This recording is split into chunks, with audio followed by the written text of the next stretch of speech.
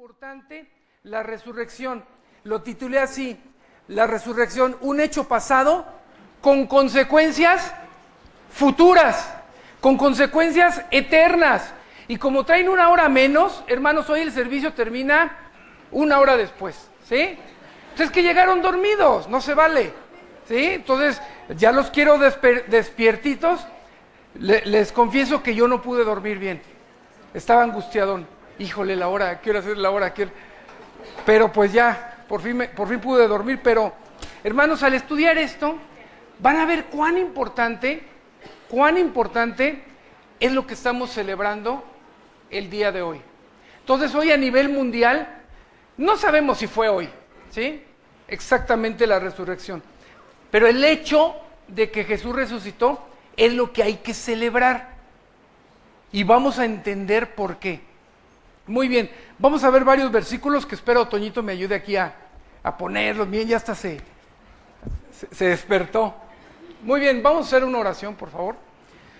Gracias, Padre, por este momento. Gracias por permitirnos reunirnos, estar juntos, poder escuchar tu palabra.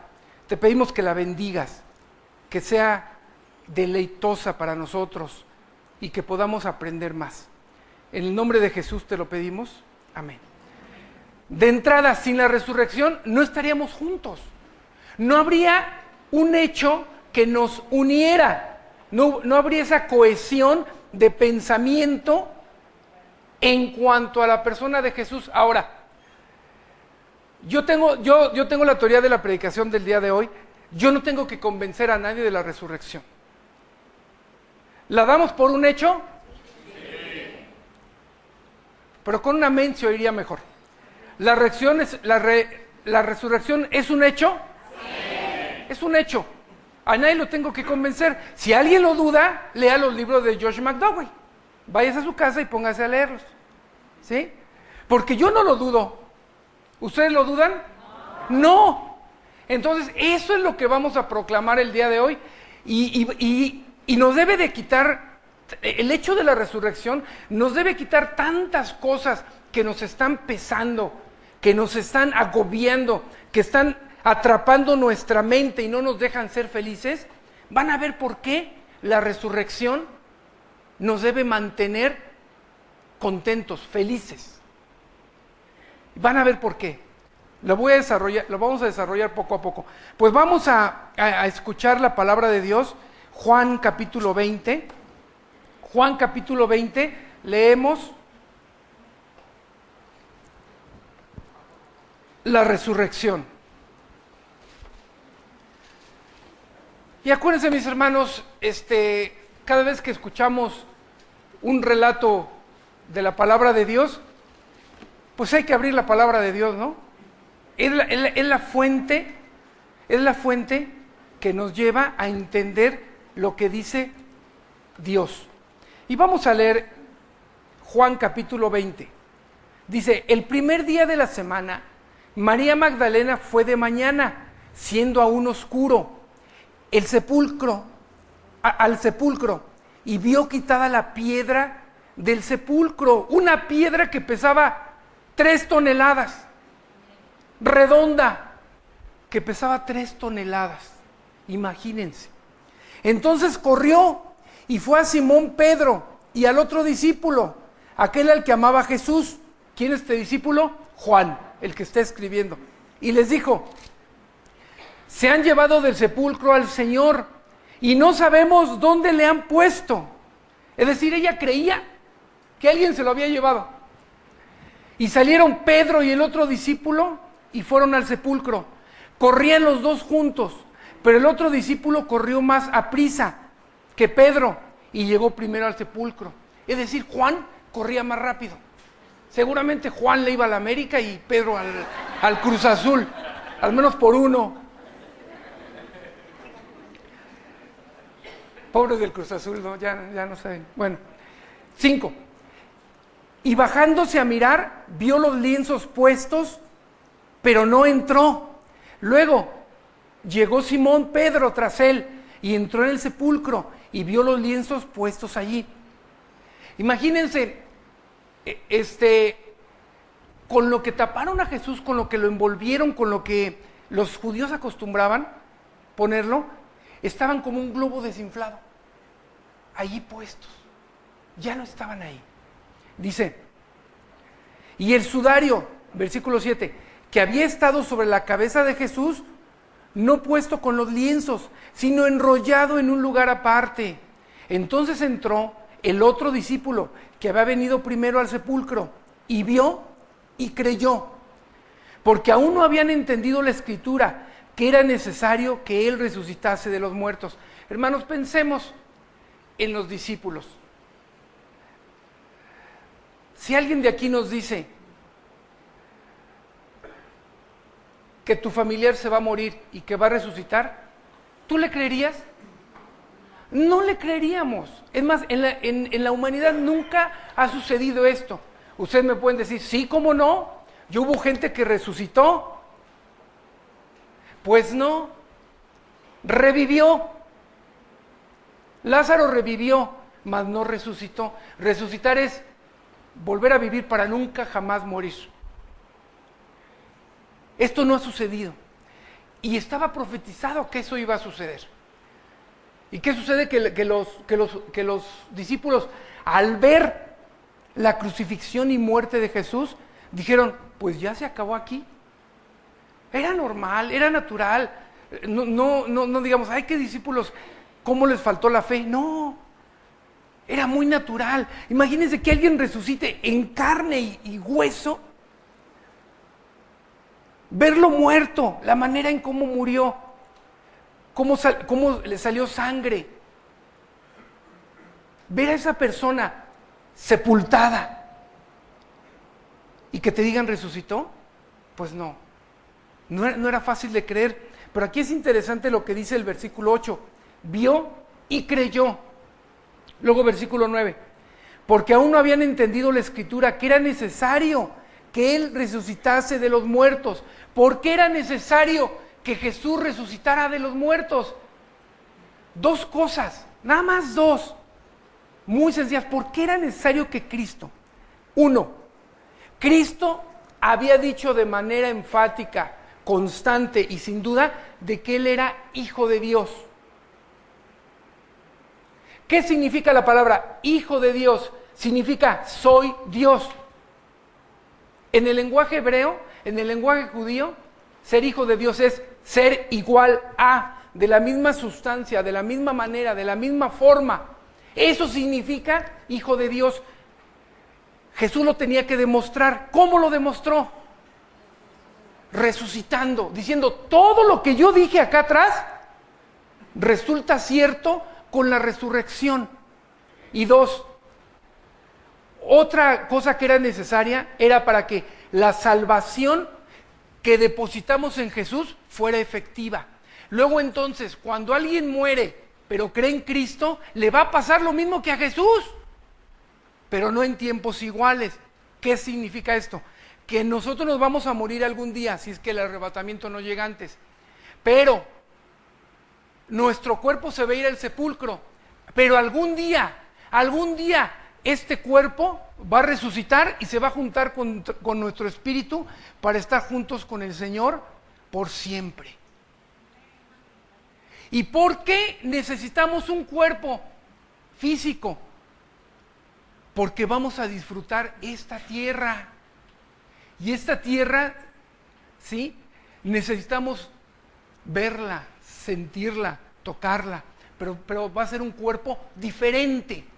Va a ser un cuerpo transformado, ya no con las mismas emociones ni con los mismos sentimientos, no, un cuerpo totalmente glorificado, un cuerpo como del de Cristo. Luego entonces, ¿es importante la resurrección? Sí, para un futuro, pero ¿para qué es importante la resurrección hoy, a hoy? ¿Por qué es importante? Vamos a seguirlo viendo. Dice el versículo 10, y volvieron los discípulos a los suyos, pero María estaba fuera llorando junto al sepulcro, y mientras lloraba se inclinó para mirar dentro del sepulcro, y vio a dos ángeles con vestiduras blancas, que estaban sentados el uno a la cabecera y el otro a los pies donde el cuerpo de Jesús había sido puesto. Y dijeron, mujer, ¿por qué lloras?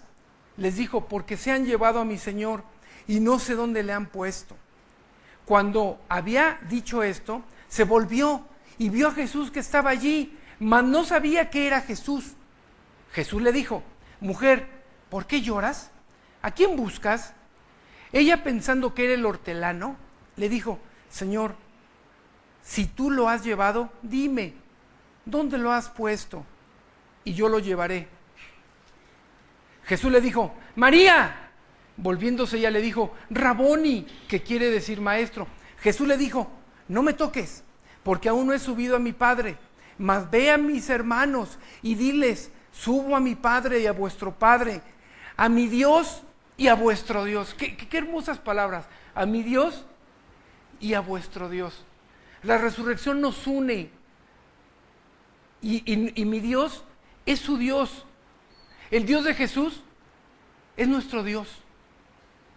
Vamos a ver qué significa esto. Fue entonces María Magdalena para dar a los discípulos las nuevas de que había visto al Señor y que Él le había dicho estas cosas. Cuando llegó la noche de aquel mismo día, el primero de la semana, estando las puertas cerradas en el lugar donde los discípulos estaban reunidos por miedo de los judíos, vino Jesús y puesto en medio les dijo, paz a vosotros. Y cuando les hubo dicho esto, le mostró las manos y el costado, y los discípulos se regocijaron viendo al Señor.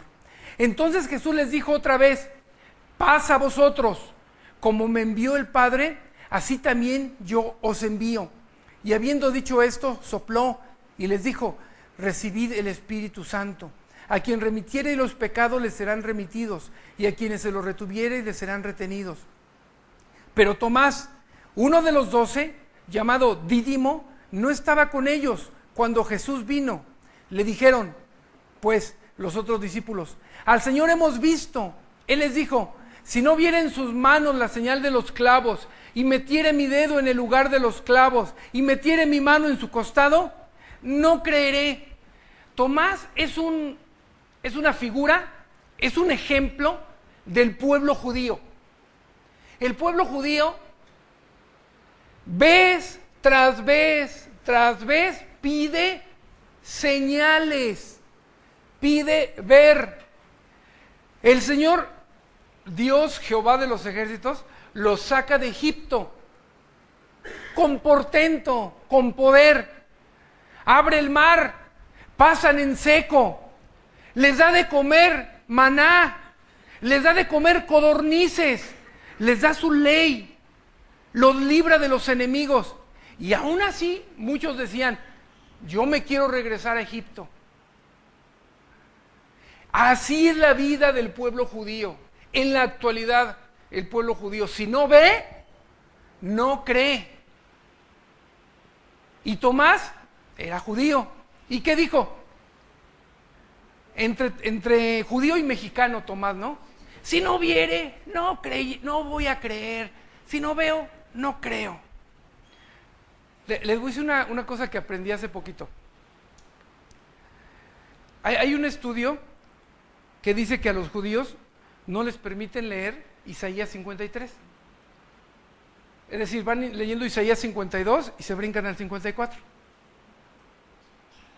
Y entonces hubo una cruzada para evangelizar a los judíos y lo que hacían es que ponían la Biblia, como la que nosotros tenemos, la ponían arriba y abajo, acá, ponían la Biblia judía, la Biblia hebrea.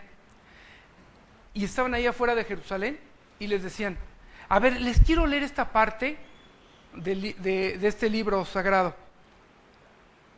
Y ustedes me van a decir en dónde está o de quién habla. Entonces empieza a leer Isaías 53.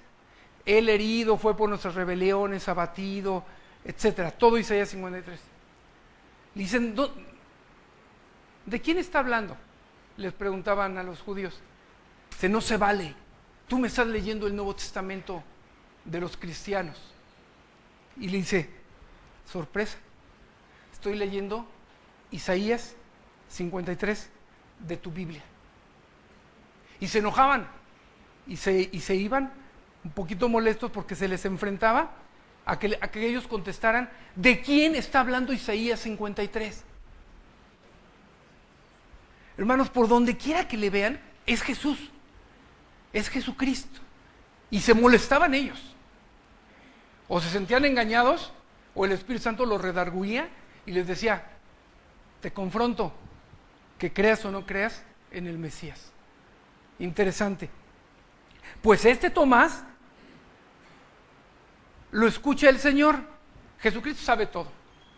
Dice, sí, Tomásito, pues bien, vámonos al versículo 26. 8 días después estaban otra vez sus discípulos dentro, y con ellos Tomás. Llegó Jesús estando las puertas cerradas, y se puso en medio y les dijo, paz a vosotros.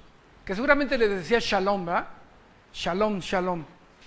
Luego dijo a Tomás, pon aquí tu dedo y mira mis manos, y acerca tu mano y métela en mi costado, y no seas incrédulo, sino creyente. ¿Se imaginen cómo Jesús manejaba aún la biología y la medicina? Estaba todavía abierto, y estaban sus manos, y no se infectaron. ¿Los clavos estaban limpios? Por favor, no estaban limpios. Y aún la lanza que le pusieron en el costado, abierta. Aquí hay una reflexión, hermanos. ¿Somos creyentes tomasinos? ¿O somos creyentes al estilo Jesús? Y más, es más, él les dice así. Entonces Tomás respondió y le dijo, Señor mío y Dios mío. Una declaración de un judío. Por esta misma declaración crucificaron a Jesús los judíos, porque lo hacían Dios. Tomás, al decirle, Señor mío, primero Señor, Curios, y luego Dios mío, Adonai, lo estaba reconociendo como el Señor del universo. Tomás. Y Jesús le dijo, porque me has visto, Tomás, creíste. Bienaventurados los que no vieron y creyeron. Hermanos, somos bienaventurados. Aquí hay una bienaventuranza que sí nos cuelga, ¿sí? Que nos la hacemos propia, porque no hemos visto al Señor Jesucristo, pero en Él confiamos. Dice el versículo 30, hizo además Jesús muchas otras señales en presencia de sus discípulos, las cuales no están escritas en este libro, pero estas se han escrito para que creáis que Jesús es el Cristo, el Hijo de Dios, y para que creyendo tengáis vida en su nombre. Entonces, ¿para qué hizo Jesús todo esto? Para una cosa, nada más, y va para todos los que estamos aquí y para toda la humanidad. Para eso hizo esto Jesús, para que creáis que Jesús es el Cristo, es el ungido, es el enviado de Dios y el Hijo de Dios, Dios mismo, y para que creyendo tengáis vida en su nombre. Entonces, tan sencillo como lo estamos leyendo, para tener vida en su nombre, ¿qué hay que hacer? Hermanos, entonces, ¿por qué hemos inventado la humanidad? Tienes que ser bueno, tienes que hacer buenas obras, tienes que portarte bien. No lo dice así. Dice únicamente creyendo. ¿Creyendo qué? Que Cristo murió en nuestro lugar. Esa es la salvación que Dios nos otorga. Ahora, es un hecho de que Jesús resucitó. En el capítulo 21, nada más vamos a leer una parte, dice, después de esto, Jesús se manifestó otra vez a sus discípulos junto al mar de Tiberias y se manifestó de esta manera. Lo que quiero dar a entender es que Jesús resucitó y estuvo un rato con ellos. Algunos dicen que hasta 40 días. Entonces no estuvo un ratito y se fue. No, estuvo hasta pescando con ellos. El Cristo resucitado estaba con ellos, con los discípulos. Imagínense los discípulos, qué impacto habrá tenido de que vieron a su maestro morir, resucitar y luego estar con ellos. Luego estar caminando con ellos, comiendo con ellos. Para aquellos que dicen que Jesús era vegetariano, en el 21, Jesús no puede ser vegetariano porque era judío y tenía que comer la Pascua, y la Pascua se come un cordero. Y en el 21:10, Jesús le dijo, traed los peces que acabáis de pescar. ¿Para qué? Pues para comer. No era para otra cosa, ¿no? O sea, no le pongamos cosas que donde no hay. Jesús vegetariano. ¿Y qué? ¿Que los vegetarianos son más que nosotros o qué? ¿Sí? Es que yo lo he oído mucho en la escuela, en la universidad decían mucho eso, como que ser vegetariano es un grado más elevado de vida. Puede que se estén más sanos, ¿no? Pero pues estarán más contentos. Muy bien, esta es la resurrección. Este es un hecho consumado. Ahora, ¿qué implica para nosotros en la actualidad que Cristo resucitó? Y vamos a ver varios versículos. Vámonos a Hechos 4:33. Hechos 4:33.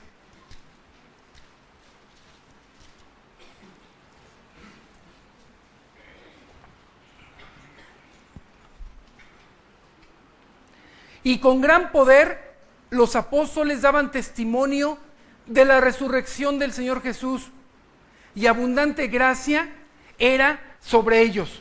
¿Qué hicieron los apóstoles? No ocultaron esa verdad, sino que la estaban manifestando, la estaban diciendo, la estaban proclamando a otros, los discípulos. Y ese día creyeron muchísimos. Vámonos al 26:33.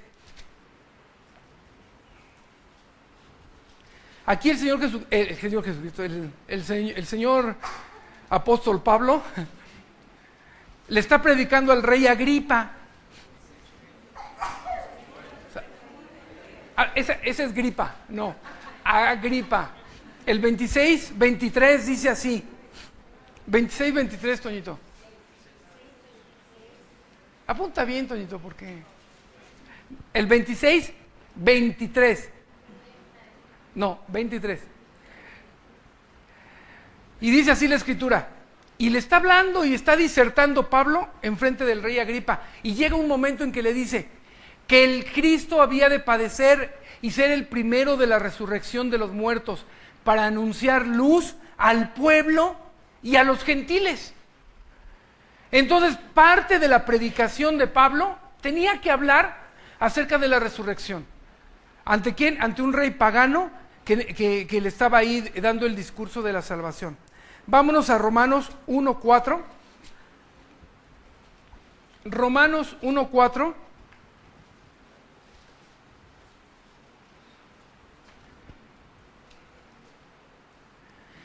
Dice que fue declarado Hijo de Dios con poder, según el Espíritu de Santidad, por la resurrección de entre los muertos. Y aquí empieza a afectar nuestra vida la resurrección. ¿Por qué? Te pregunto, hermano, hermana, amigo, visitante, pariente, quien esté aquí. ¿Tienes algún problema en tu vida en este momento? No me levante la mano. Lo sé que lo tienes. Puede ser económico, puede ser de salud, puede ser familiar, puede ser de vecinos, puede ser de trabajo, en fin. Todos tenemos problemas. Nosotros, al decirnos creyentes en Jesucristo, pues ¿qué creen? Tenemos el mismo poder que levantó a Jesús de entre los muertos a nuestro favor. ¿Me explico? Esta verdad, analízala, piénsala, medítala, mastícala, una y otra y otra y otra vez. Y debe de ser el principio y el corolario de nuestra fe. ¿A qué me refiero? Si ahorita tengo un problema,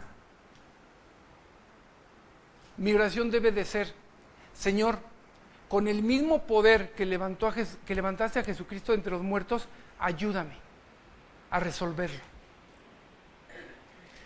Muchos de nosotros decimos: es que mi esposa tiene un carácter hermoso, pero está al revés. Está al revésado su carácter. Hermano, el mismo poder que levantó a Jesucristo entre los muertos puede cambiar a tu esposa, pero lo más principal, a ti. A ti. Tengo unos maestros en la escuela tremendos. Tengo un jefe terrible. Mis hermanos de la iglesia son insufribles. Esos pastores. Ya no les faltó poner a la mamá de Héctor aquí arriba. Hoy. Sus hijos, las tías, ya, me tienen hasta aquí.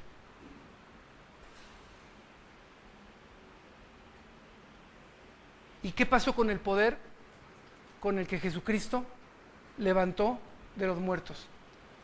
¿No tiene poder para cambiar mi actitud? ¿No tiene poder para sacarme de esa amargura? ¿No tiene poder para sacarme del rencor? ¿No tiene poder para cambiar mi carácter y decir: ellos no están mal, el que está mal, perdónenme hermanos, el que está mal soy yo? ¿Por qué? Porque si Dios va cambiando mi pensamiento, mi manera de ser, no me va a afectar lo que estén haciendo los demás. Si yo tengo una enfermedad, 1, hay que cuidarse. 2, Dios es poderoso para hacer cosas en medio de la enfermedad. Hermanos, en medio de la enfermedad ha habido muchas conversiones. No sé por qué decimos que la enfermedad es pecado, no necesariamente. Dios tiene control de todo ello. ¿Tienes problemas en el trabajo? ¿Tu jefe es de lo peor? Piensa esto, ¿alguien querrá a tu jefe? ¿Alguien? O sea, fuera sus hijos, ¿no? Entonces tiene algo bueno el jefe. No todo es malo. No todo es malo en tu jefe. Entonces, ¿qué hay que hacer? Orar para que el poder que resucitó a Cristo de entre los muertos cambie mi actitud y le vea algo bueno al jefe. Y va a cambiar, o sea, queremos que el jefe cambie. Pues, ¿cómo va a cambiar si no es creyente, pues? Es más, si nosotros los creyentes, ¿cuánto trabajo nos cuesta cambiar? Ahora imagínate a otro. Pues no, hermanos. Entonces, dice que fue declarado hijo de Dios con poder. ¿Cuál fue ese poder? Según el Espíritu de santidad por la resurrección de entre los muertos. Hermanos, ¿hay problemas económicos? Sí los hay. ¿Y tú crees que ese poder que levantó a Jesucristo entre los muertos no puede ayudarnos? Sí. ¿Pero qué queremos?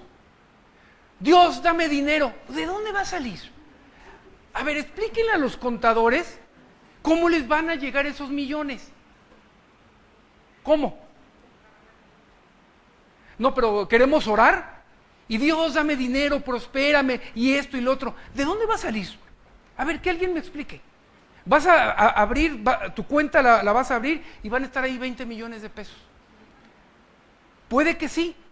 Puede que un narco se equivocó y puso un número que no era y te depositaron a ti. A varios de ustedes les han llegado amigos de Telcel que les pusieron, o yo he puesto números equivocados y les ponen ficha, ¿no? ¡Ay! Gracias a Dios.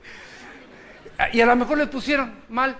¿Ustedes creen que el banco, los auditores, oye, 20 millones? A ver, vamos a hablar. Va a venir el banco y te va a preguntar, oye, estos 20 millones, milagro, pues milagro, vengan para acá. Pues sí, ok. ¿Qué tenemos que hacer, hermanos? El poder que levantó a Cristo de entre los muertos, que te dé el poder, hermana mía, de no ver esas joyas y comprarlas cuando no tienes. ¿Sí me explico? De varón, ver esa corbata hermosa, escapino y todo lo que tú quieras, y no tienes dinero, pues no la compres. ¿Me explico? Es decir, ese poder, el poder más grande que puede hacer Cristo es cambiar nuestro carácter, nuestra manera de ser y nuestra manera de pensar. ¿Por qué no tengo dinero? Pues porque estoy gastando más de lo que tengo. ¿Dónde está el milagro ahí? El milagro está en que Dios me dé a entender nuevas cosas. Ahí está el poder. Y continuamos. Vámonos a 1 Corintios 5, 3 y 4. Dice así: porque primeramente, los que no lo encuentren,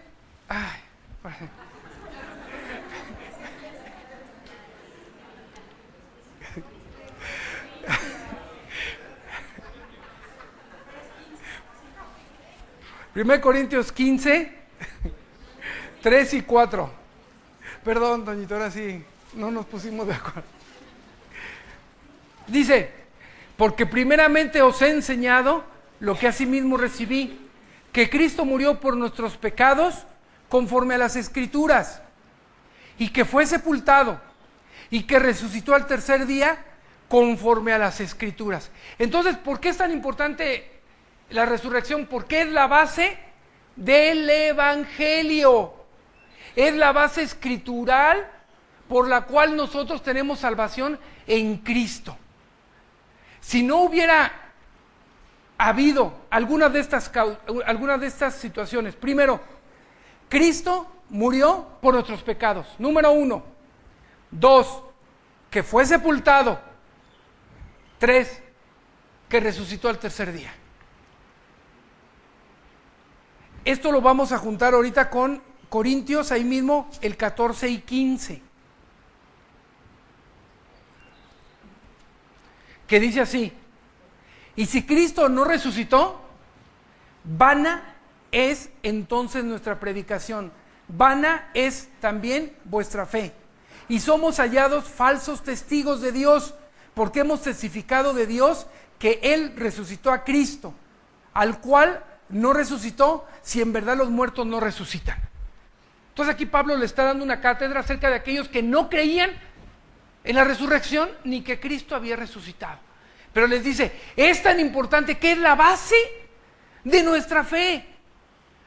En pocas palabras, si Cristo no resucitó, no demostró que Él es hijo de Dios, no demostró el poder de Dios y no demostró que Dios estaba con Él. Esa es otra razón, hermanos. Cristo al resucitar, Dios Padre sacó de entre los muertos, levantó de entre los muertos a Dios Hijo. Es decir, le complació al Padre el sacrificio de Jesucristo por nosotros. Vean qué verdades tan impactantes que los mismos apóstoles estaban recalcando. Entonces, es la base del Evangelio y es la base de nuestra fe. Entonces, Cristo, al resucitar, dio prueba indubitable, sin lugar a dudas, de que lo que Él estaba diciendo era verdad. Si Él dijo, yo soy el camino, la verdad y la vida, es verdad. Si Él dijo, yo soy la puerta, es la verdad. Si Él dijo, yo soy la luz, es la verdad. Entonces sería interesante, ahí se los dejo de tarea, que lean, los que tienen Biblia con letras rojas, que son las palabras de Jesús, vean cada palabra de Jesús. Luego entonces es verdad. Y Él dijo, es necesario que el Hijo del Hombre muera, pero que resucite al tercer día. Eso dijo Él. Cumplido es.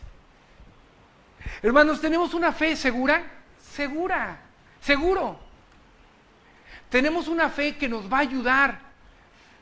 Tenemos una fe que si la actuamos correctamente, nos va a llevar a tener cambios de acuerdo a la palabra de Dios.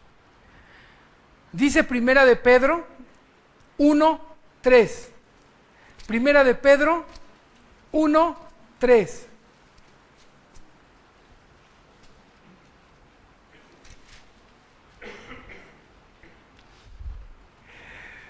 Bendito el Dios y Padre de nuestro Señor Jesucristo, que según su grande misericordia nos hizo renacer para una esperanza viva por la resurrección de Jesucristo de los muertos.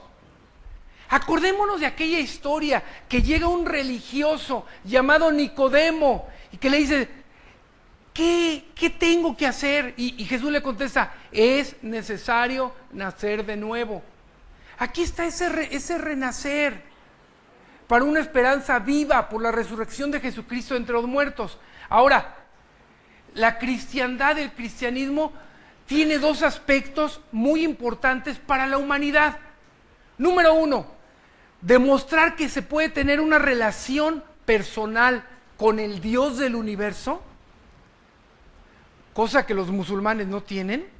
Tienen un Dios castigador, tienen un Dios impersonal, pero el cristianismo dice, me puedes decir Abba Padre, es decir, yo soy tu papá, Dios Padre nos dice eso, y tu relación conmigo es de hijo, padre a hijo. Entonces el cristianismo hace que Dios esté cercano, tan cercano al hombre, que está dentro de uno.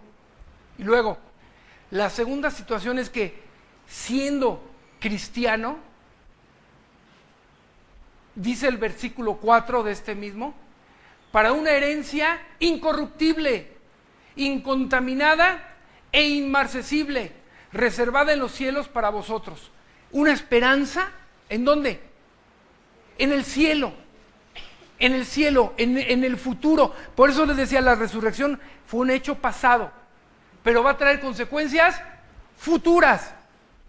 Ahora, y aquí en la tierra, el cristianismo tiene la característica de que empieza a transformarnos, a cambiarnos y hacernos semejantes ¿a quién? A Jesucristo. De hecho, la palabra cristiano significa un Cristo en pequeño. Hermano, hermana, nuestro objetivo aquí en la tierra es uno. Es uno. Bueno, son varios, pero yo les digo ahorita uno. Parecerte a Jesucristo. Y tú has de decir, no, pues me falta mucho. Pues échale ganas. No, pero que yo no. Pues entonces no eres. O sea, la persona que quiere parecerse a Cristo es porque Cristo ya está en él. No se puede no cambiar. ¿Cuánto tiempo me voy a tardar? Ahí depende de ti. Totalmente de ti. ¿Por qué? Porque luego decimos, es que tengo coraje, es que soy muy sentimental, es que no puedo cambiar este carácter, es que soy muy pesimista, es que me deprimo con mucha facilidad. Haces una lista tremenda. Agarra esa lista, amárrala, ponla en una cueva y dile, con el poder de la resurrección, esto lo puedo cambiar, porque todo lo puedo en Cristo que me fortalece. Aunque está hablando de lo económico, pues si habla de lo económico, también habla de nosotros. Hermano, ¿has visto cambios en tu vida? Ahora, nos las ponen un poquito complicadas. ¿Por qué? Porque estamos hablando de toda una vida. Estamos hablando de 24 horas. Aquí la situación no es, voy a cambiar de aquí a 2 años. Pues qué fácil, ¿no? Le echamos ganas. Pero es diario. Y la verdad, sí, la vida no es sencilla. La vida no es fácil. La vida no es tranquila. Pero con Cristo sería peor. Sería peor. Pues ustedes me entendieron entonces. La vida sin Cristo sería mucho peor. La resurrección es un hecho consumado, histórico e irrepetible. Después Jesús ascendió al cielo Y está sentado ¿a dónde? A la diestra del Padre. Algún día lo veremos en todo su esplendor, pero ¿será como se muestra a este Jesús resucitado? Mamá, vamos a hacer un cambio de un switcheo, ¿sí? ¿Quieren que les diga una cosa? Digo, ya la saben, pero se la repito. Dios no es un Dios muerto. Olvídense del Jesús sufriente, ya. Ya no está sufriendo. O sea, no quieran sufrir con Él. Ay, llevo mi cruz. Ay, por favor. Jesús en su esplendor, ahorita los vamos a ver en la Biblia, en su esplendor, es tan impactante que si esto que vamos a leer no cambia tu vida, mi vida, y el concepto que tienes de Jesús, hermanos, no nos ha amanecido. No hemos captado. No podemos entender toda esa magnificencia. Y les voy a dar nomás unos versículos como muestra. Apocalipsis 1:5. Apocalipsis 1:5. Hermanos, cuando veamos películas donde mataron a Jesucristo y todo eso, nos duele, lloramos, ay, pobrecito, lo que le hicieron, ay, son bien malos los judíos, ay, ese traidor de Judas, y, pobre de él, así le va a ir. Y así estamos pensando, ya, hecho consumado, no más. Porque los mexicanos, ¿cómo somos buenos para echarnos, bueno, yo no, tequilas y estar cantando canciones, y me hizo, y ingrata, y eso. Puro pasado. Vivimos del pasado, pero Cristo nos dice, oigan, resucité, ya, vámonos para adelante, vámonos al 1:5, ¿qué dice? Y de Jesucristo, el testigo fiel, el primogénito de los muertos y el soberano de los reyes de la tierra. ¿Dónde está Pilato ante Jesucristo con ese versículo? No es nada Pilato, no es nada Tiberio, no es nada Nerón ni los que estaban ahí, nada. Aquí a Jesucristo le está llamando el soberano de los reyes de la tierra, ni más ni menos. Ya no es el que pone la otra mejilla, ya no es aquel que pide que cargues otra milla, no. Aquí está hablando del soberano de los reyes de la tierra. Y fíjense, al que nos amó, este soberano de los reyes de la tierra, te amó tanto que ¿qué hizo? Y nos lavó de nuestros pecados con su sangre. Así o más claro, me amó tanto que dio su vida y su sangre para lavarnos de nuestros pecados. O sea, ya no entremos a la casa, no soy nada, nadie me quiere, todos me odian, mejor me como un gusanito. Mi papá, mi mamá, mi tío, mi primo, mi hijo, mi jefe. ¿Hay razón? Hermanos, no hay razón. ¿Tú en quién vas a poner, a quién le vas a dar más interés? ¿A la persona que te está sacando la lengua y que te dice no te amo, no te quiero? ¿A él? ¿O al que te amó y lavó con tus pecados? Con su sangre, tus pecados. ¿A quién? Esa es tu fe. ¿Me explico? ¿Le estás dando más fe al que te sacó la lengua que al que te lavó con su sangre tus pecados? ¿Ya vieron? Cuestión de perspectivas, hermanos. Aquí nos dice, muévase, vámonos para arriba, no nos quedemos en el suelo, porque hay alguien que fue sacado del suelo por ti para darnos vida eterna. Vámonos para arriba. Es decir, que el ánimo sea ese. El 1:8 dice, yo soy el alfa y la omega, principio y fin, dice el Señor, el que es y que era y que ha de venir. ¿El qué? El todo, que es todopoderoso. ¿Todo lo puede? ¿Puede ayudarnos en nuestras debilidades? ¿Puede ayudarnos en nuestras carencias? A ver, va de nuevo. Regresa la Toñito. ¿Puede ayudarnos en nuestras debilidades? Sí. ¿Puede ayudarnos en nuestras carencias? Sí. ¿Está para que te quejes? No, no te quejes. No está para quejarnos. Papá, mamá, hijos, hijas, lo que sea. En el momento que pises tu casa y tu papá y tu mamá o los hijos se quejen, recuérdenles. Él dio su vida por ti para que no te quejes, mamá. Ay, que está bien caro y esto y lo otro. No te quejes, mamá, me vuelvo vegetariano. Creo que están más caros los vegetales, ¿no? Bueno, macrobiótico, me vuelvo macro. ¿Sí? Hijos, díganmelo, por favor. Y si ustedes se quejan, les voy a decir lo mismo. O sea, no hay razón para la queja, hermanos. ¿Me explico? Porque alguien más ya llevó esas quejas. Al quejarnos, le estamos diciendo a Dios, Dios, no eres así de fácil. Esto nos debe de mover a tener a Cristo el concepto correcto de lo que Él es. Vámonos, y dice Apocalipsis 5:5. Y uno de los ancianos me dijo, no llores, he aquí el león de la tribu de Judá, la raíz de David, ha vencido para abrir el libro y desatar sus sellos. ¿Han leído esta parte de Apocalipsis? ¿Saben de qué se trata? ¿Saben que Juan estaba angustiado, estaba llorando? ¿Quién puede abrir ese libro? ¿Quién puede desatar ese sello? Y el único que se encontró en el universo para abrir el sello fue el león de la tribu de Judá, la raíz de David, es decir, Jesucristo. Está hablando de Jesucristo.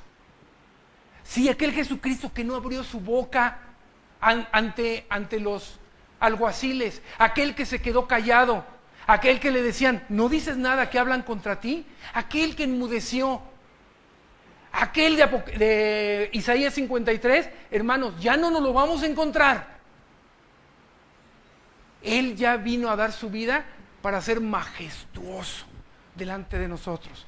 Vámonos por favor a Apocalipsis 5:13. Y a todo lo creado que está en los cielos y sobre la tierra, y debajo de la tierra y en el mar, y a todas las cosas que en ellos hay, oí decir, al que está sentado en el trono, a Dios Padre, y al Cordero, sea la alabanza, la honra, la gloria y el poder por los siglos de los siglos.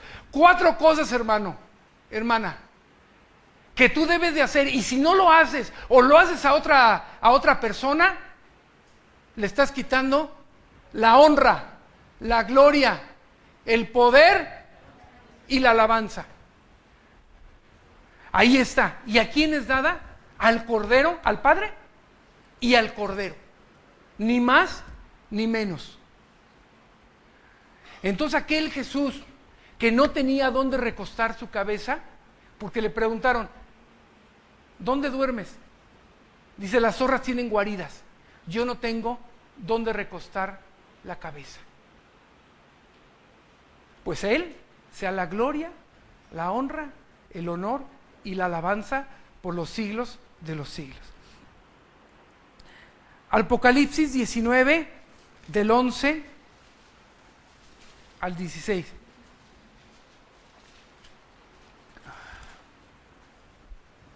Hagamos un poco de historia. Jesús resucitó, pero después ascendió y promete que un día va a venir. Promete que un día va a regresar. ¿Cómo va a regresar? Algún día va a regresar. Va a volver a pisar la tierra. Fíjense cómo lo va a hacer. Entonces vi el cielo abierto, y aquí un caballo blanco, y el que lo montaba se llamaba Fiel y Verdadero, y con justicia juzga y pelea. Sus ojos eran como llama de fuego, y había en su cabeza muchas diademas, y tenía un nombre escrito que ninguno conocía sino solo él mismo. Nomás, no voy a hablar de Apocalipsis, pero nomás rápidamente. Como llama de fuego puede significar que ve todo, y que además trae juicio. Trae juicio. Y luego dice, y había en su cabeza muchas diademas, que significan coronas que se les dan a los reyes. Y tenía un nombre escrito que ninguno conocía sino solo él mismo. Estaba vestido de una ropa teñida en sangre y su nombre es el Verbo de Dios. Si todavía no sabemos quién es, Juan 1:1 dice, en el principio era el Verbo y el Verbo era con Dios y el Verbo era Dios. ¿Y quién es ese Verbo? ¿Todavía no sabemos? Jesucristo. Jesucristo.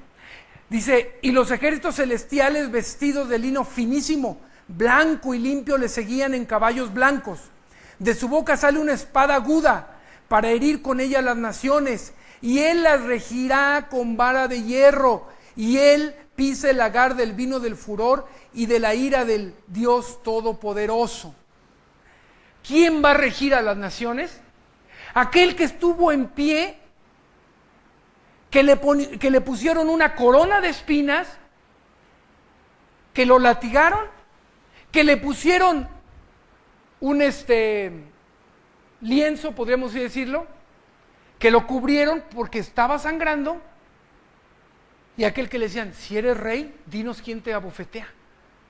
Si sabes todo, dinos quién te pegó. Aquellos que se burlaban, aquel que le pegaron, va a regresar así.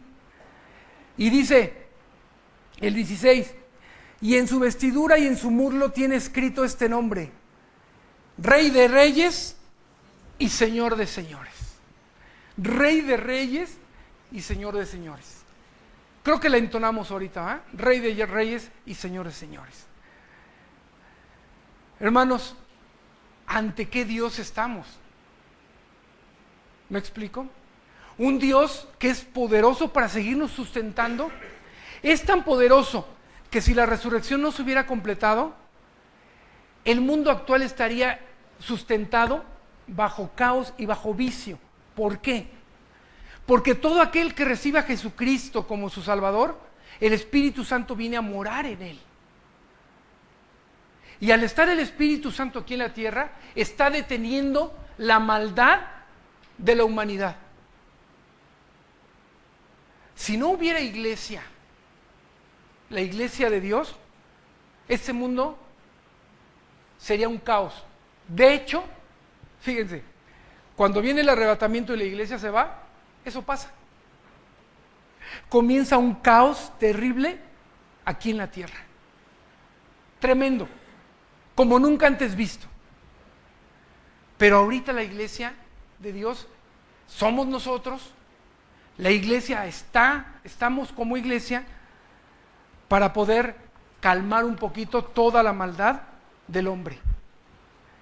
Y yo les pregunto, hermanos, ese poder que levantó a Cristo de entre los muertos, esa majestuosidad de la persona de Jesús, nos debería de llevar a tener una vida de obediencia, una vida que cuando quieras cometer un acto ilegal, ilícito o pecado, te preguntes, aquel que murió por mí en la cruz, que se levantó entre los muertos, tiene el poder para no dejarme caer en esto. Sí lo tiene. Con Cristo sí se puede. Él es el único que nos puede ayudar a seguir adelante. Así que, hermano, basta de decir, es que yo estoy demasiado viejo para cambiar, es que estoy demasiado joven para cambiar, es que no sé ni cómo cambiar.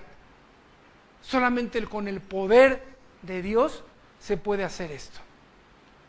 Y yo quiero pedirles, para no irme con mal sabor de boca en esta tarde,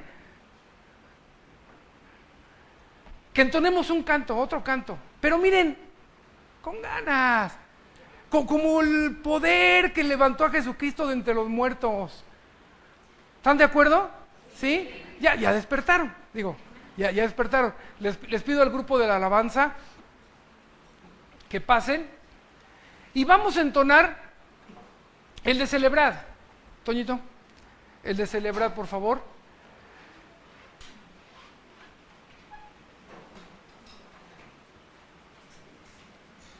Les pido se pongan de pie y con la actitud de celebrar, entonemos este canto y digamos que sea un canto de oración,